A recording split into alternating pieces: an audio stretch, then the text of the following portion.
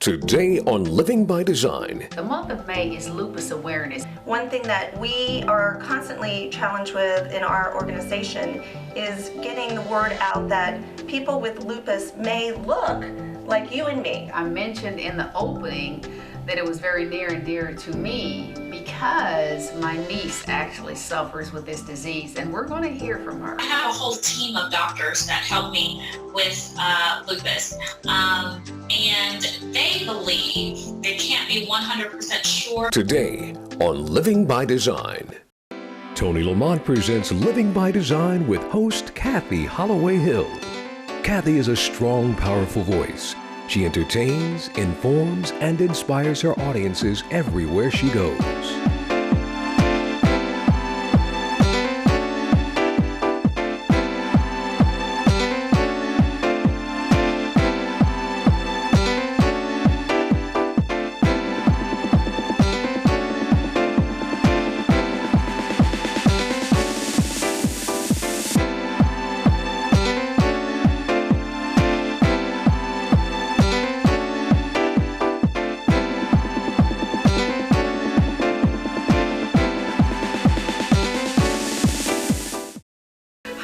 Kathy Holloway Hill, and welcome to the Living by Design show. This is going to be a very special show today that's very near and dear to my heart, which I'll explain later in the show. It's Lupus Awareness Month. The month of May is Lupus Awareness, and this is something that I am very happy to bring to you because there is so much that we don't know about this disease, and I want to get awareness out there. So today I have the privilege of being here with Miss Morgan McGill, and she is the Executive Director of the Lupus Foundation of America, the Indiana chapter. And I want to welcome you to the show, Morgan. Thank you. I'm so pleased to be here. I am very excited to have you here today because lupus is a disease, an autoimmune disease that we know very little about. That's very true. It's very challenging for our organization to put awareness out, and that's why we focus on the month of May, putting our message out about this chronic autoimmune condition. Yes. It affects 1.5 million Americans, and it's estimated that 36,000 Hoosiers suffer from lupus. Wow. One thing that we are constantly challenged with in our organization is getting the word out that people with lupus may look like you and me. They may look just, healthy, but they can be affected by flare-ups. Yes. And that's when their symptoms come on, and their symptoms unfortunately can be very varied because lupus does affect the autoimmune system, and therefore it can affect different major organs and systems in the body, and that can be different person to person. Absolutely. As a matter of fact, I mentioned in the opening that it was very near and dear to me because my niece actually suffers with this disease, and we're going to hear from her. Everyone who knows me knows I typically, for privacy reasons, I try to protect my family and not, talk about family issues or family concerns or health challenges. But because this is so very important to her, and she wants to get this awareness out there, I want to get this awareness out there also because I want people to know the symptoms they may be having could be something that, they may not know what it is. So let's talk about the symptoms. What are some of the main initial things that you see in this disease? So there are two different types of lupus. The main lupus is called SLE, so that's systemic lupus erythematosus.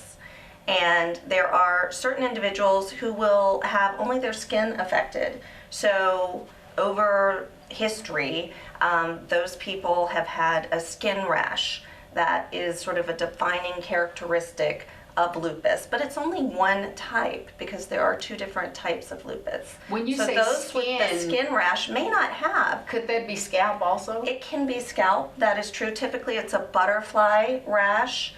Looks almost like a deeper red butterfly on the face. Mm-hmm. Those individuals have a different type of lupus.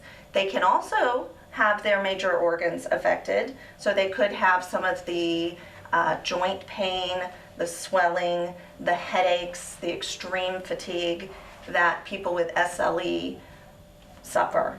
Really? So external lupus, I'll just call it that. Sure. External lupus could also manifest itself with internal symptoms, like That's correct. maybe lung issues like sarcoidosis, or some other Scarring. Sure. internal organ Absolutely, yes, and so their autoimmune system could be compromised. However, there are some patients who only have the rash as their one signifying lupus indicator externally for the outside world. Sure. Oh, wow. Okay. It's very typical. You mentioned getting the word out. It's so important to get Yes. awareness out to the public because lupus patients often have these headaches or the extreme fatigue, which can look as if they're another condition. So then they go and take that to their primary care physician, and if they don't we always advocate for really being your own health advocate, Amen. writing down That's a diary of your symptoms That's right. day to day, That's right. taking that documentation to your provider, to your physician, because with lupus, the research is that it takes 3 to 6 years for an accurate diagnosis. Wow. Amazing. So it is really something our chapter is focused on, and that is educating the primary care providers Yes. who are the first stop for most people, or the urgent care facilities, Yes. ambulatory. A lot of our patients go to the ER very often, and they're turned away simply because the ER personnel are not well educated. Are they given pain meds? Or they are given, that's very common, because they do have a lot of pain. I know also with autoimmune conditions can have other autoimmune conditions. So a patient who has lupus could have fibromyalgia as well. And so it's really dealing, with severe pain. Wow. You mentioned when we were speaking on the break about how you have seen more cases among women versus men. So our national organization, so with the statistics that come out from our national organization, it is 90% of the patients who have lupus are women. Now That high? men can also be affected by lupus. It's actually higher in women of color. So women of color have 2 to 3 times greater incidence. Is that right? That's why I wanted to have this show, because we really need for you out there to understand that the pain and the headaches and the symptoms that you're having may be more than just, don't allow your friends to say, oh, it's nothing, just take an aspirin and you'll be fine in the morning, or don't allow your doctor to say that.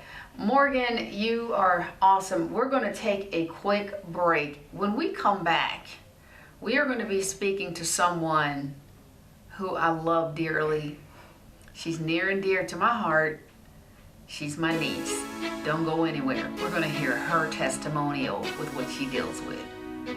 Coming up. No. No. Lupus. No lupus. If we're going to say no to lupus, We need to know lupus. Lupus has completely changed my life. Lupus is one of those things that takes over somebody's body and you don't know anything about it. It's just unpredictable, it's tricky, confusing. There's certain things that I can't do, but I still get up every morning and do it. It's really a cool mystery. Lupus can impact any organ in the body, any organ. It was attacking my kidney. Some people it's the brain, it's the heart. I'd gone into stage 4 kidney failure, which sent me into respiratory failure, which almost made me lose my life. When I was first diagnosed, that's when it really kicked in, just knowing that there was no cure. I really felt like maybe I might not be able to make it through this. We don't look like we have the disease, and I think that's also part of the problem. You can be sick even though you don't look sick. That is one of the cruel aspects of it, is there sometimes people don't believe you. Lupus does not discriminate. It can affect men, women, white, black, older, younger. I've had lupus for 10 years. I am 17 years old. I am 11. We've got to find a way to get through this. The Lupus Foundation of America is a great organization because they're getting people out there, letting people know what it's all about. And by knowing more, we'll be better able to help and unlock the mysteries that do surround lupus. There is something we can do. There is hope. Let's take this moment and turn it into a movement. End the confusion and end lupus. There is hope. We just have to get involved. I haven't given up. I challenge you to know. No. No. No. No, lupus. Go to lupus.org/no and help solve this cruel mystery. Hi, and welcome back to Living by Design.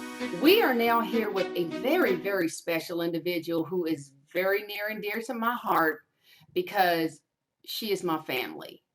Brittany Fontaine Holloway, welcome to the Living by Design show. Hello, thank you so much for having me. Well, I am so glad to have you, and everyone who knows me knows that I typically don't like to bring my family members into the midst of things that are going on with me, with my work. But for this particular topic, I wanted to bring you on only because I want the world and everyone to know how much you can help and how much you have had to tolerate with this disease, because it's such a serious disease and there needs to be more awareness. So let's just go ahead and jump into a conversation, and I want you to just, tell us what you know first by just saying, how did the symptoms manifest themselves initially? How did you initially even know that something was wrong? It's very funny that you say that because I have a whole team of doctors that help me with lupus. And they believe, they can't be 100% sure because I wasn't tested for lupus. However, when I was 16, I had pneumonia, very, very bad. I was sick for about 3 months straight. Didn't have to go to the hospital, was very, very close to hospitalization. And I believe, and my pulmonologist believes, that is when it manifested. I told my mom, I said, after that stint of pneumonia, my lungs never felt the same again. I could never really breathe. And that was when I was 16, and I'm 32 now. So as the years went on, the symptoms just started getting worse and worse and worse. But I am... Now, when you say symptoms, what type of symptoms? It was mainly shortness of breath. I couldn't walk long distances without getting out of breath. Up until my diagnosis, it got to the point where I literally would go from the inside of my house to my car that was parked right outside at the bottom of the driveway, put all of my things in the car, walk back to the house, get my daughter, put her in the car seat. And by the time I was sitting in the driver's seat, I was completely out of breath and I was sweating like I had just ran 3 miles. So the shortness of breath, it started off as shortness of breath and then it just continued on to just not being able to breathe. Now, and yeah, go ahead. I was going to say, meeting with my pulmonologist, they did a lot of tests on me with my lungs. I had to do a 6-minute walk test, as well as several different breathing tests and using different breathing treatments. Fortunately, I failed all of them. My pulmonologist told me that a healthy person who does not smoke, their oxygen level should be between 90 and 99. I was at a 52. So he said it's very remarkable that I was not on any type of breathing treatment. I wasn't having to carry around an oxygen tank. He was just completely in awe that I was still functioning at such a high level. Wow. Yeah. So you still obviously suffer from the symptoms of the lung situation. Are there any other organs in your body that have showed, painful symptoms or clear-cut symptoms that something's wrong? Oh, absolutely. I just talked about my lungs. I also had my cardiologist partnered with my rheumatologist, and they were very worried that I was in the beginning stages of heart disease, which is very common with young women that have lupus. And it was the lining around my heart was inflamed, which was causing me to have tachycardia, which is a very rapid heartbeat. Again, a healthy adult, their heart rate should be between 60 and 90 beats per minute. Me at rest, just sitting there, just watching TV on the couch, was 130 beats per minute. Oh my God, are you serious? It was very bad, and the fact that I wasn't getting any sleep because my heart was still pounding like I was doing cardio workout. That's how fast your heart beats typically when you are doing cardio workouts. And I didn't get any sleep, so I was very tired constantly. Every time I woke up, I would waking up several times during the night, just waking up in the morning to get ready for the day. I had to move slowly because, you know, my lungs have been affected, and I wanted to move even slower because I was tired because my heart was beating so fast. So my doctors are awesome. They put me on a great list of medications to help control all of that.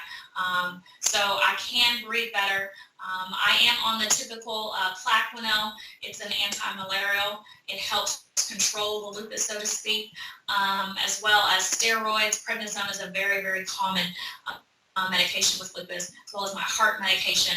I am actually, lupus is awful because I'm a very big person on natural healing, and I don't really like a lot of medications. So when I was having the pains, they wanted to do painkillers, but I refused. I said, I just don't want to get on painkillers. I didn't want to have to add something else to the pot of medications that I was already taking. So I refused the painkillers. Now, when I've had 2 lung biopsies done. Of course, I was on painkillers for that, but I tried very hard to get off them as quickly as possible because I have a 4-year-old daughter that I have to take care of, and can't really do that when you're, you know, doped up on pain meds. But one interesting fact about lupus is that it is very, very hard to diagnose. Very hard to diagnose. It typically takes about 2 years and about 3 different doctors to diagnose it correctly. And surprisingly, I was right in line with that. When I got to the point where the breathing was just intolerable, I went and saw a few doctors. I had a lung biopsy done. They said they didn't see anything. They didn't know why my airway was so constricted. But it was actually my OBGYN when I was pregnant. I actually got pneumonia again, and I had to stay in the hospital for a while. And my OBGYN, I told her all of my symptoms, and she was the one who pressed for me to get tested for lupus. Okay. And it was positive. It was positive. By the time what type of test is it? A blood test? There is no one single test that can test for lupus specifically. So it is a blood test that they use, but it's several. I think it's about 26 or 27 vials of blood that they draw to be able to really be sure that that is indeed what you have. Yeah, it was a lot. And once they said I've tested positive for the symptoms, but I tested negative for lupus, and they believed it was because all of the hormones my body was making while I was pregnant was keeping me safe, you should say. Yeah. So once they did say I was positive for the symptoms, I was immediately transferred into a high-risk pregnancy. Lupus cannot be transmitted from person to person. The only way you can get lupus is from mother to child in the womb. Well, now let me stop you right there, because I want to ask you before we run out of time. From your experience, what information would you like to provide for everyone who may be having some funny, strange symptoms, or they may be being treated for fibromyalgia or chronic fatigue syndrome? Because I've heard those are the 2 that are usually misdiagnosed for. So what would you say to individuals who are looking at you and listening to you and know that you've already been diagnosed, you know what's going on, you are in those stages of uncertainty? What would you say to them to help them get this on track? Honestly, the number one thing that I would tell people that are exhibiting the symptoms and they think something is wrong, press your doctor. push, push, push. Be aggressive. I don't care if your doctor is saying, no, it's this. Say, I want to be tested for lupus because it's not working. This is not helping. I'm still aching. The other thing that I would also say is, as awful as it sounds, don't listen to your peers around you because lupus looks normal. You would never guess that I had all of the problems that I have on the inside. So don't listen to people when they say, you're tired, you're lazy, just go exercise. It's not true. Listen to your body. Listen to your body. Lupus is the biggest betrayal that you can possibly have. Your immune system turning against you is a deathly thing. So definitely press your doctor. Don't listen to your peers. You know your body. You know when something is wrong, and go get tested. I think that's absolutely magnificent advice, to listen to your body, because your body tells you everything that you need to know. And that's with, mental, physical, spiritual, emotional, everything. Sometimes we hear that voice speaking to us, and we will even say, something told me, or I had a feeling, or my instincts, and we will totally ignore it and go and get the advice from someone who doesn't have a clue. So I think that's great advice, Brittany, and I am so proud of you. I can't even begin to explain how proud I am of you. You are brilliant, and she is my family. She is my niece. And yes, she went to Spelman, and yes, she majored in international business, and yes, she graduated summa cum laude or magna cum laude. One of the two, but I do know that she is an amazing young lady, and she has accomplished so much in spite of this health challenge that she's dealing with. Brittany, thank you so much for sharing your personal story. We really appreciate it, and we know you're going to change a lot of lives. Thank you so much for having me, Kathy. I really appreciate it. All right, sweetie. I'll talk to you soon. Okay. No, no, no, no, no. No lupus. No lupus. Lupus is one of those things that takes over somebody's body and you don't know anything about it. And it doesn't affect one person the same way it affects another. It's really a cruel mystery. We've got to find a way to get through this. No lupus. Go to lupus.org/no. There is hope. Welcome back. And I don't know if that testimonial touched you like it touched me, but I hope it gave you the information that you need. And Morgan, I also want to ask you, as far as your chapter here in Indiana, if someone is suffering from lupus, what can you guys do to help them? So in Indiana, we have 11 support groups now that are currently active. We typically have about 15, but we do train our facilitators. And from time to time, we lose facilitators. So we have a big training session coming up this summer. You can visit our webpage to find resources within your community and to find where these support groups are meeting. They typically meet monthly in various cities across Indiana. And what is your website? It is www.lupusindiana.org. Excellent, excellent. Now, just share with our viewers some of the events and activities you have coming up over the next few months. We have 3 big events happening over the summer and into the fall. June 30th, we have our second largest fundraiser, and that's scheduled to be held in central Indiana from 6 to 9. It's a Thursday evening. It's where we invite local Indiana restaurants to come in and provide taste samples. We have beer sampling. We have wine sampling this year in 2016. We have champagne donated for a champagne tasting station. So it's a silent auction, a live auction. Marianne Lyles from Channel 4 is the host and auctioneer. She's fantastic and a big supporter for our chapter, so we're very excited. It's called A Tasteful Affair on June 30th. You can find out information right now and buy tickets. Tickets are $50 per person or $35 if you are a lupus patient. And our website has further details.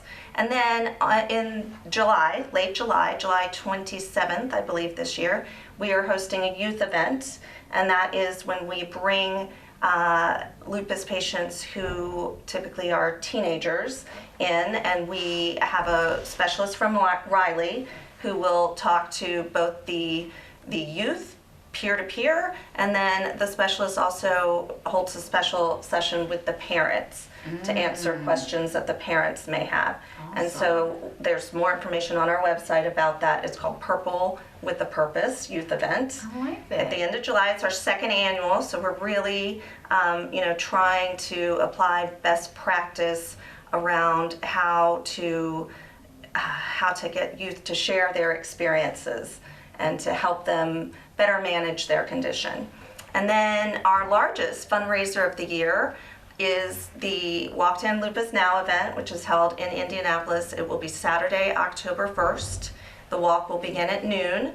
The Secretary of State, Connie Lawson, Indiana Secretary of State, is very involved. This will be her third year as honorary walk chair, so she will speak. That day we have Toy Factory. It's a local band. They're quite good. They're going to be there on October 1st in Military Park, right across from the law school, right downtown Indianapolis. We want everyone to come out, walk at either 1 mile course or a 3 mile course. We're even adding a 5K run as part of that event this year. All kinds of kid activities. It really is family centered, and it really is to help us raise critical funding that we need for support, education, and research here in our state. Okay, now I'm going to say this. If you can't make it, how can they donate? They can go to our website right now, and there will be a purple Donate Now button.